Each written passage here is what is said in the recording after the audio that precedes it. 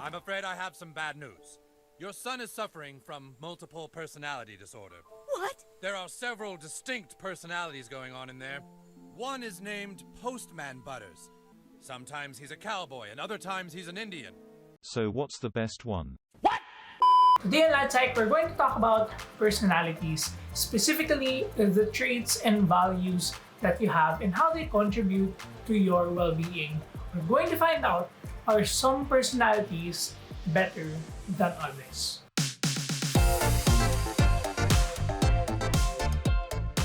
No matter the situation we're in, people who have happy personalities just seem to stand out. Research has found that certain traits facilitate and improve our well-being and have denoted a positive relationship between traits and well-being as a happy personality.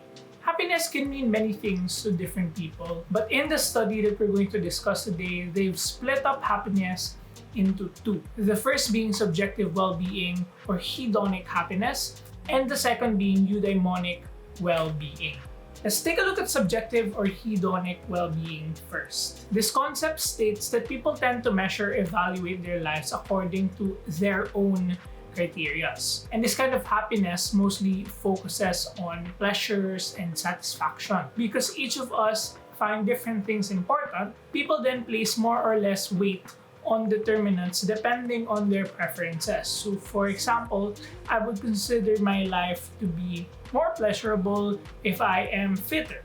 And that might not be important to you, so you might not give it as much weight. This concept of happiness, therefore, is a combination of cognitive processes and emotions, and it includes the positive and negative affects in everyday life. Eudaimonic well-being, on the other hand, may be familiar to those of you who have dabbled in philosophy. Eudaimonic well-being can be defined as living well or actualizing one's potential. Compared to subjective well-being, this is more objective in that you have a standard to fulfill, which is your full potential or your highest self.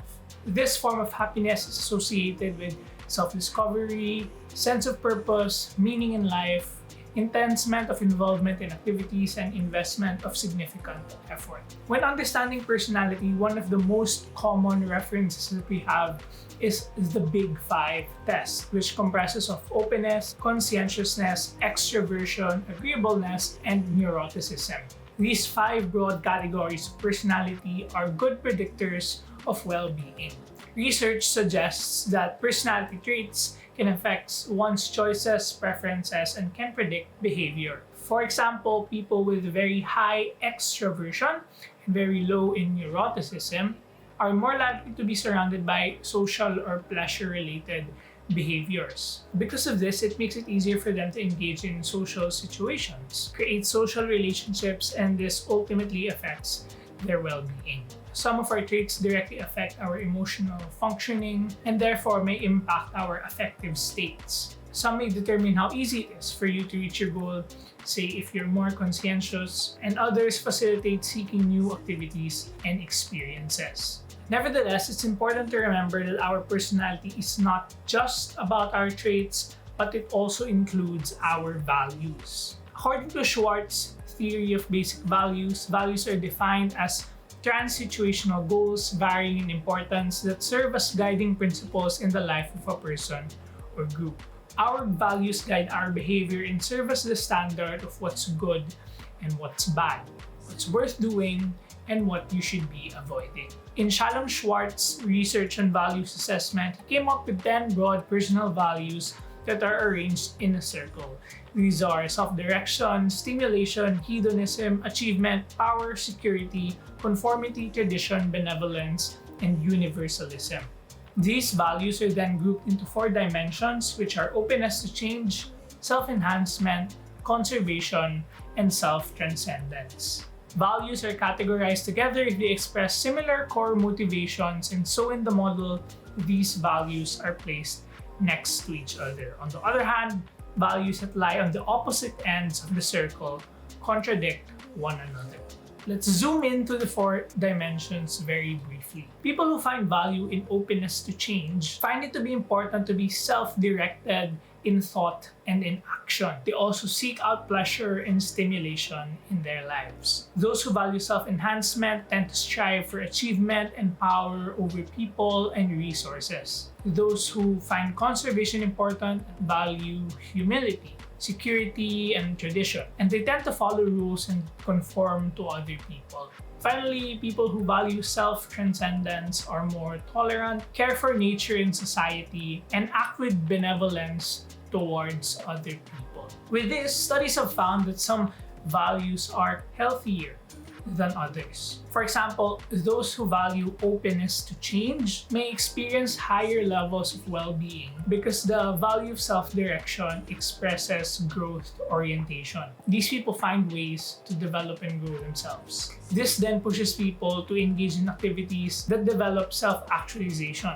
expression of ideas, and situations to practice their autonomy. These activities are then related to higher levels of well-being, especially of the eudaimonic kind. The values of stimulation and hedonism are also related, for example, to the hedonic kind of well-being, as they are concerned about pleasure as well. The remaining dimensions of self-enhancement, conservation, and self-transcendence, and their relationship to well-being is still quite unclear.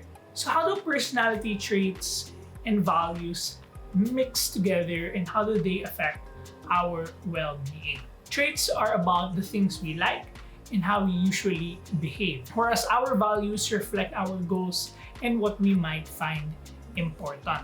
Taken together then, it is possible that we have some people who engage in certain activities because of their values, and these activities are consistent with the preferences coming from their traits. Here's an example. Extroversion is positively related to openness to change and self-enhancement, as being extroverted means finding satisfaction through new things, which is under openness to change, and aiming for achievements, which is under self-enhancement. This mismatched together to create harmony, which contributes to your well-being. Each builds on the other. Researchers also found that the values and well-being of a person is affected by the social environment and culture that he or she is in. A higher developed country may have higher levels of well-being when cooperation is present among its people, but the opposite is true for a developing country where competition is valued because there is a lack of resources for everyone. So how do personality traits, values, and their combination all come together, and how do they contribute to well-being? Here's what the study found. On personality traits, the findings show that high levels of openness, conscientiousness, extroversion, and agreeableness combined with low levels of neuroticism can result in us experiencing high well-being. Personality traits of agreeableness, conscientiousness, and openness are linked to the eudaimonic kind of well-being. Previous studies have found that only extroversion can be connected to it, but a recent study has concluded that all four are equally capable of giving an individual a sense of purpose and meaning in everyday life. This includes involvement in activities, investment of significant effort, and self-discovery. Hedonic well-being, on the other hand, is linked more to extroversion and lower agreeableness. On values and well-being, this is what the research has found. Values in general are more closely related to eudaimonic well-being. Openness to change is positively related to well-being, as individuals who value this have a sense of self-direction and constantly seek out stimulation and pleasure. Self-transcendence also leads to well-being, as people who value benevolence have a default cooperative stance. Therefore, their social relationships may be more rewarding, and quality of relationships is one important factor in positive well-being.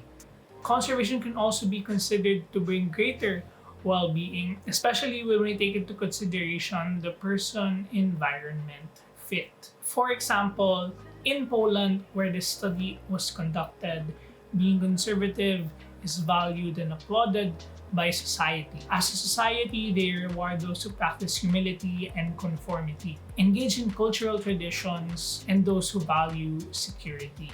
So taken together, as a person who values conservation, you're more likely to experience higher levels of eudaimonic well-being. Lastly, the values under the dimension of self-enhancement shows a negative relationship with eudaimonic well-being, but a higher negative affect, meaning that they experience negative emotions and have a poorer self-concept. However, they show a marginally positive relationship with satisfaction and positive affect. Since self-enhancement prioritizes personal focus and self-protection, values under the personal focus dimension may have some positive effects, but those under self-protection will have negative effects on well-being. This explains why self-enhancement as a value has a mixed bag of results. Now, taken together, what's the relationship of personality traits and values? Values answer the what, and traits answer the how. The traits of agreeableness and conscientiousness were marginally related to well-being. Having higher levels of agreeableness fosters loving relationships, while high conscientiousness promotes goal attainment and accomplishments. The effect of these traits to well-being, when aligned with the values of self-transcendence and openness to change, is amplified. This means that when people are driven to achieve certain goals, such as seeking pleasure, for example, being more agreeable and conscientiousness may help them achieve these goals. And taken together, this leads to higher well-being. So again, the values answer the what, and the traits answer the how. So I want to seek pleasurable activities because of my values, and to do that, I'm going to be more agreeable so that I can get along with people, and be more conscientious so that I can efficiently achieve my goals. So if you are this kind of person, practice agreeableness by engaging in pro-social behaviors and exhibiting empathy. Improve your conscientiousness by being more thoughtful, improving your self-control and goal-directed behaviors. And value self-transcendence and openness to change by caring for nature and society, as well as taking initiative and responsibility in both how you think and act. What we need to remember here is that there is no best personality and there are no best values. What it boils down to is figuring out what is important for us and what it is that we want to achieve, and figuring out the best way and the most comfortable way for us to do it. Thank you so much for watching. Don't forget to follow us at LitePsych on Instagram and hit the subscribe and bell notification so you never miss out on the latest psychology and simple terminology. This is Jim. You're the best you. Thanks for watching.